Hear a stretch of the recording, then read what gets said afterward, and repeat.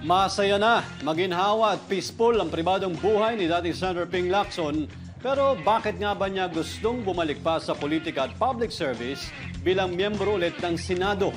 Ang sagot ni Lacson sa programang At the Forefront interview sa Billionaire News Channel, mayroon siyang dalawang unfinished businesses bilang senador. Una ay ang pagkakaroon ng enabling law para maipatupad ang nakasaad sa 1987 Constitution na bawal ang political dynasty o panunungkulan sa pwesto sa gobyerno ng magkakamag-anak.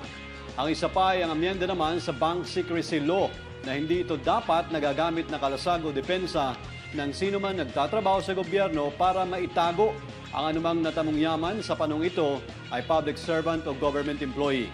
Hindi rin daw umano tama na matataas na opisyal lang ang hindi pasaklaw sa Bank Secrecy Law, kundi kahit janitor o clerk ng alinmang sangay o ahensya ng gobyerno, hindi ito dapat na poprotektahan ng Bank Secrecy Law.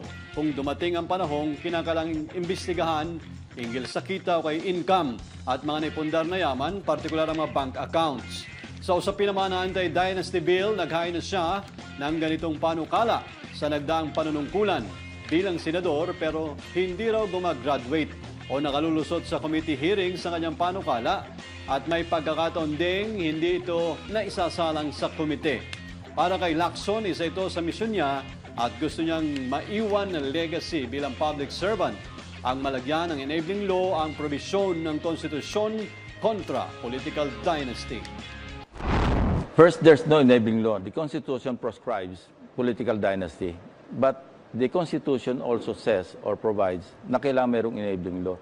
That's the reason why I filed a bill to define political dynasty. Unfortunately, hindi naman ito umaabot o lumalabas sa committee. Minsan hindi pa nga nagkakaroon ng committee hearing. So I think that's one of the yung unfinished business na pag-uusapan natin kanina. Samantala, minado po si Lacson din na bagamat komportable at secured na siya sa estado ng kanyang buhay, mas makompleto pa rin umano ito kung magpapatuloy siya sa pagbuo ng legasiya sa larangan ng serbisyo publiko.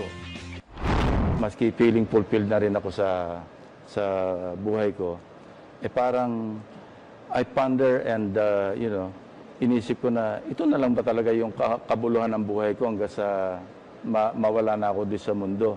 And I thought, I can still think clear, I can still walk properly, and I still feel young, in a manner of speaking.